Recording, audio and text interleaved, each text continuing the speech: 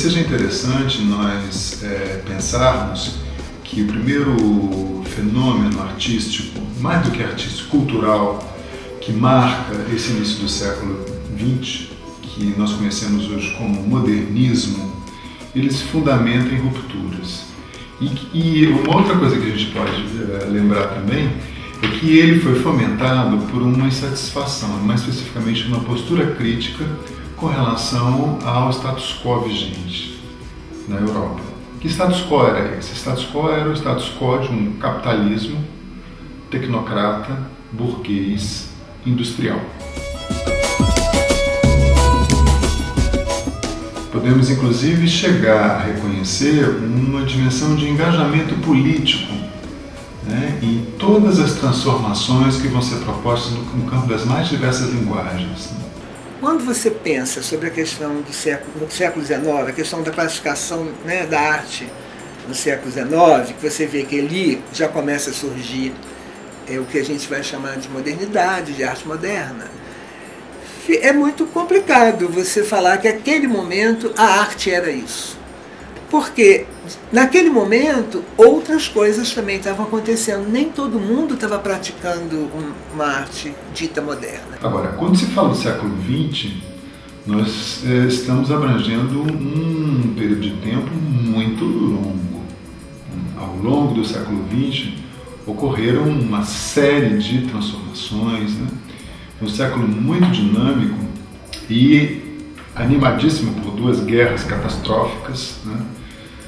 Que eu acho que são eventos que não podemos esquecer quando estamos considerando todas essas questões das transformações, das rupturas do campo da produção cultural. No caso específico das artes plásticas, a principal ruptura que ocorreu foi a eliminação da figuração, que era uma tradição, digamos assim, secular no processo de produção da imagem na cultura ocidental, em prol de uma nova invenção que vai ser conhecida como abstração.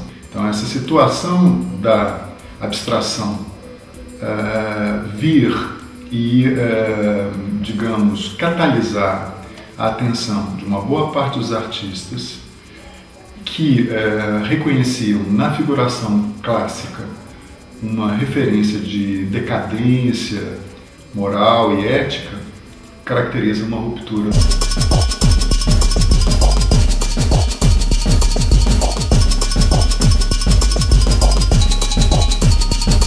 Fazendo um pequeno pulo, nós temos aí, nesse processo, o desenvolvimento de um tipo de prática pictórica já fundamentada na ciência, e mais especificamente na física, e mais especificamente na ótica, que depois recebe um nome de impressionismo.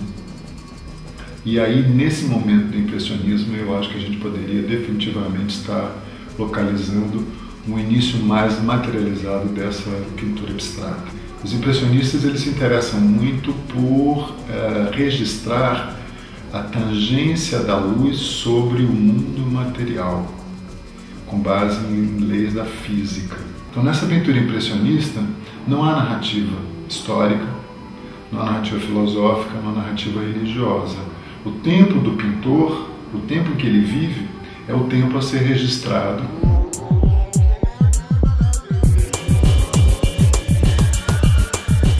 Então, dos impressionistas, um pulo importante seria Paul Cézanne.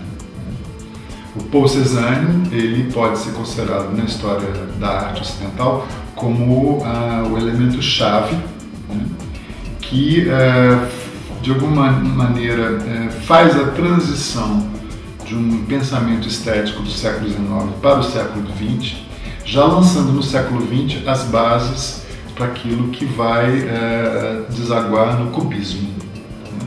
O cubismo de um Pablo Picasso ou de um Georges Braque, né, que são os dois artistas cubistas mais importantes, né, é todo fundamentado numa apreciação detalhada da obra de Paul Cézanne. Juntamente com o cubismo, nós temos também posturas experimentais de um Kandinsky, juntamente com a participação de outros artistas, como Malevich, União Soviética, né? Então União Soviética, que acaba criando uma produção que hoje é considerada como um movimento de um artista só, que foi o suprematismo, né? Onde ele investe pesadamente numa abstração geométrica, ou então de um Mondrian, né? Que na Holanda também desenvolve toda uma pesquisa e chega a uma situação de síntese extremamente depurada, fundamentando definitivamente a abstração geométrica.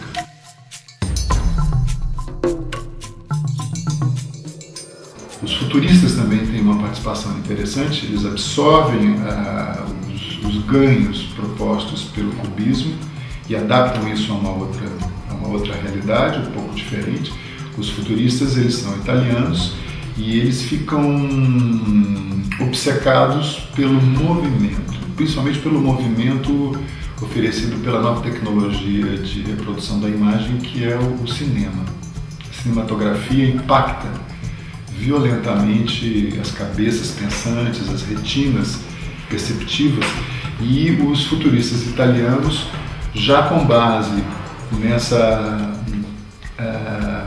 nesse avanço proposto pelos cubistas, resolvem de alguma maneira trazer para o campo visual estático toda a dimensão, toda a complexidade e toda a transformação visual que uma imagem em movimento produzia. Mas além disso, houve outras manifestações. Houve um fauvismo e um expressionismo, um fauvismo francês e um expressionismo alemão, que jamais pretenderam abandonar completamente a figuração, e houve talvez o que eu considero a manifestação mais radical das vanguardas, que foi o dadaísmo. E por ter sido a mais radical, ela não se sustentou por muito tempo. Ela, a partir de um determinado momento, principalmente a partir do final da Primeira Grande Guerra Mundial, ela continuou ressoando, ela garantiu uma permanência, mas ela garantiu uma permanência silenciosa e em latência. Ela sai da latência logo após a Segunda Grande Guerra Mundial, quando os jovens sobreviventes dessa guerra no mundo inteiro, e mais especificamente nos Estados Unidos e na França, resolvem reler as lições dadaístas e acabam descobrindo um Marcel Duchamp, que não era efetivamente dadaísta, mas que tinha relações muito próximas com o dadaísmo, e levando inclusive ao surgimento de posturas que hoje são reconhecidas como, por exemplo, o neo-dadaísmo.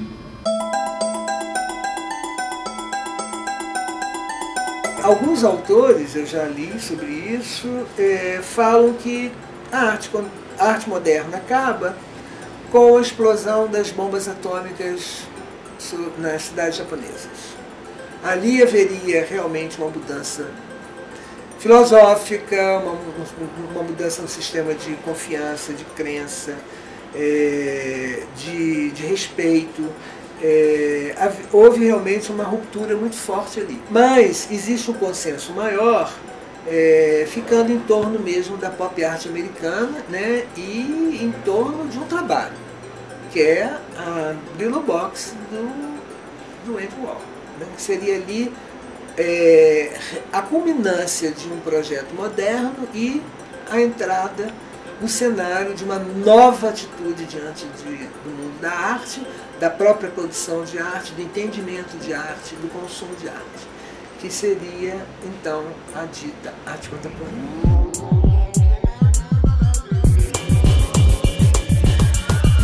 Quando se fala em arte conceitual, imediatamente o historiador se lembra da segunda metade da década de 60 nos Estados Unidos, a partir de fenômenos que estão ocorrendo especificamente em Nova York, né, de uma geração que está ainda, de alguma maneira, referendada pelo minimalismo, né, e que vai conduzindo para a famosa desmaterialização do objeto artístico, né, que seria um dos dispositivos que caracterizaria a arte conceitual. E muitas vezes até agudizando mais essa situação da relativização do conceito de arte, considerando o próprio pensamento como suporte. Então, o pensamento seria a obra. Se nós ampliamos um pouco a visão, nós vemos que o que os norte-americanos estão propondo no final dos anos 60, os italianos também estão propondo a seu jeito, os franceses estão propondo, né? Então nós temos, logo no início dos anos 60, o movimento do novo realismo francês, que já vai um pouco nessa direção, né?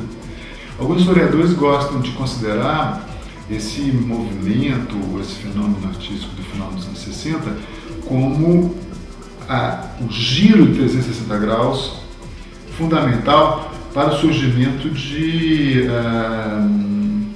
novas linhas, né? No campo da land art, da earth art, da body art, da performance, da instalação, né? Que são todos dispositivos que caracterizam cada vez melhor a arte contemporânea.